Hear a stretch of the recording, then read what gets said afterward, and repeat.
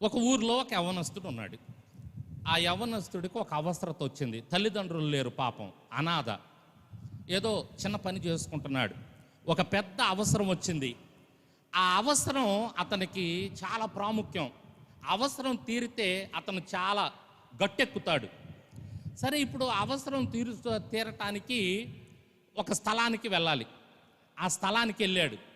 ఆ స్థలానికి వెళ్ళి అక్కడ ఉన్నటువంటి ఒక అధికారిని కలిశాడు. అయ్యా, నాకు ఈ అవసరత ఉంది, నాకు ఈ అవసరత తీర్చండి అన్నాడు. వాళ్ళు ఏం చెప్పారంటే, అయ్యా, మేము నీకు ఈ అవసరత తీర్చాలంటే మా వల్ల కాదు, ఓ పెద్ద ఆయన ఉన్నాడు, ఆ పెద్ద ఆయన చెబితే నీకు మేము ఈ అవసరత తీరుస్తాం, మా చేతుల్లో లేదు, ఆయన చెప్పాలి మాకు అని అన్నారు. సరే, పరిగెత్తుకుంటా పెద్ద ఆయన దగ్గరికి వెళ్ళాడు. ఆ పెద్ద ఆయన ఇవాళ చెప్పాడు, రేపు చెప్పాడు, ఇవాళ చెప్పాడు, రేపు చెప్పాడు. పాపం దగ్గర ఒక 15-20 రోజులు తిప్పుకున్నాడు ఈ యవ్వనస్తుడిని. తిరిగి తిరిగి తిరిగి తిరిగి ఈ యవ్వనస్తుడు కూడా విసుకొచ్చింది. ఇక చిట్ట చివరిగా ఒకరోజు గట్టిగా మాట్లాడదామని చెప్పి వెళ్ళాడు. సార్, నాకు అవసరం చాలా ముఖ్యమండి, మీ దగ్గరికి 15 రోజుల నుంచి వస్తున్నా, 15 రోజుల నుంచి వచ్చినా కూడా మీరు అవసరం నాకు తీర్చడం లేదు సార్, ఏదో తాడో పేడో తేల్చేయండి సార్ ఈరోజు అన్నాడు.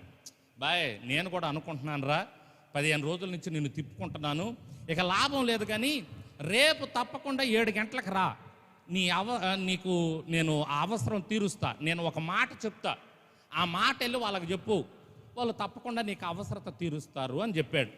ఎన్ని గంటలకు సార్ అన్నాడు. రేపు 7 గంటలకు రోయి, మర్చిపోబాక, ఎందుకంటే 8 గంటలకు నేను మళ్ళీ అమెరికా వెళ్తున్నా. ఎక్కడికి వెళ్తున్నాడు? అమెరికా వెళ్తున్నా. అమెరికా వెళ్తే మరలా ఒక 5-6 సంవత్సరాలు నేను తిరిగి రావటం కుదరదు, రాను. కాబట్టి నేను 8 గంటలకి కారు ఎక్కుతాను, కాబట్టి నేను వెళ్తాను, కాబట్టి ఇంటి దగ్గర నుంచి ఎన్ని గంటలకు రావాలని చెప్పాడు? 7 గంటలకల్లా వచ్చేసే అని చెప్పాడు. స్తోత్రం చెప్పండి. సరే, యవ్వనస్తుడు లేచాడు. ఉదయాన్నే ఎన్ని గంటలకు రమ్మన్నాడు? ఎన్ని గంటలకు రమ్మన్నాడు? ఎన్ని గంటలకు వెళ్ళాలి? 9ంటికి వెళ్తే ఏమైంది? 9ంటికి వెళ్తే అలాగే 9ంటికి వెళ్ళాడు. ఏమైంది? ఆయన వెళ్ళిపోయాడు. ఎవరు వెళ్ళిపోయారు? పెద్ద ఆయన వెళ్ళిపోయాడు. ఎన్ని సంవత్సరాలు మళ్ళా రాడు? ఆ మాట వినలేకపోయాడు, ఆయన చెప్పే మాట వినలేకపోయాడు. అదే 7 గంటలకు వెళ్తే వినేవాడా లేదా? పాపం 7 గంటలకు వెళ్ళాడు. ఎన్ని గంటలకు వెళ్ళాడు? పెద్ద ఆయన ఉన్నాడు. సరే, పెద్ద ఆయన దగ్గరికి వెళ్ళాడు. సార్ వచ్చాను సార్ 7 గంటలకి. ఒరే, 7 గంటలకు వచ్చేసి? అవును సార్, 5ంటికే లేచాను సార్, ఈరోజు 5ంటికే లేచి రెడీ అయిపోయా.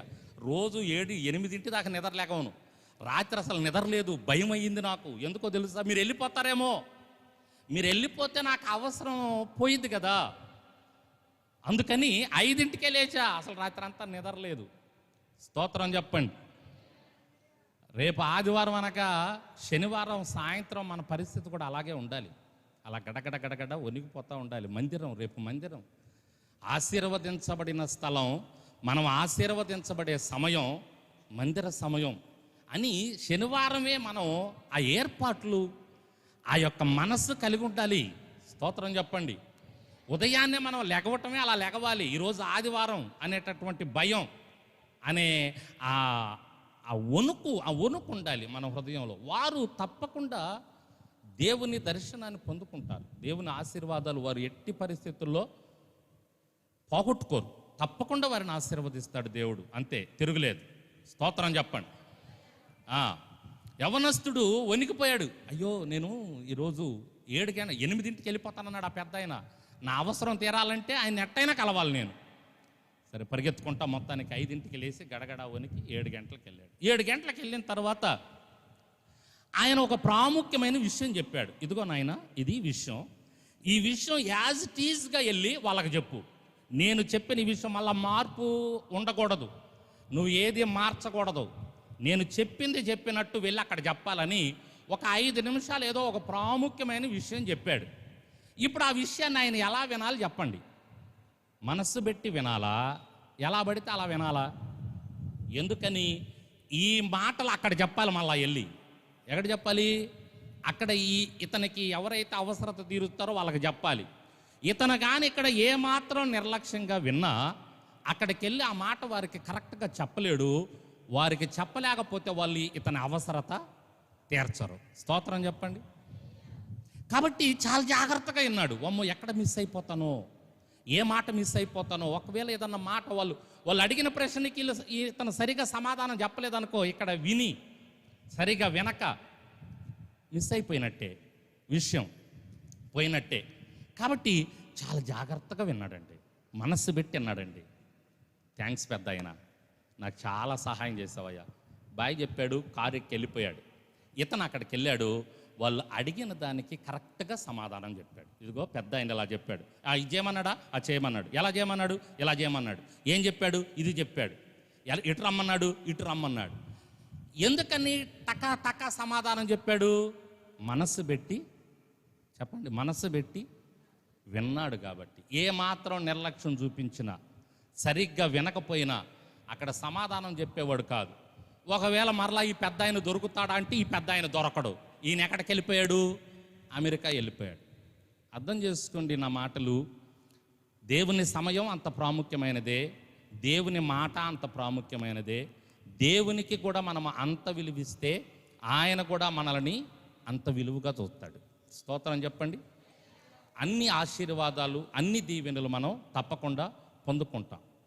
లేకపోతే మన అవసరతలు తీర్చబడవు. ఎందుకు తీర్చబడట్లేదు అని మనం అనుకుంటే, ఇవో కొన్ని లోపాలు మనలో ఉన్నాయి కాబట్టి కొన్ని అవసరతలు మనకు తీర్చబడట్లేదు మన జీవితంలో జరగటంలా. కాబట్టి ఈ విధంగా ఈ కార్యక్రమాలు ఈ విధంగా జరిగించుకుంటా, సమయాన్ని విలువగా చూసుకుంటా, మందిరంలో ఆయన మాట విలువగా చూసుకుంటా, జాగ్రత్తగా ఒళ్ళు దగ్గర పెట్టుకొని గడగడ వణుకుతూ, దేవుని సన్నిధికి భయపడుతూ, దేవునికి భయపడుతూ మనం ముందుకు సాగితే చాలా చాలా చాలా దేవుని ప్రసన్నత, దేవుని చూపు మన మీద ఉంటుంది, దేవుని దృష్టి మన మీద ఉంటుంది, మన ప్రతి అడుగులో ఉంటుంది. ఆయన తప్పకుండా మనల్ని నడిపిస్తాడు. దేవునికి స్తోత్రం చెప్పండి. హల్లెలూయా.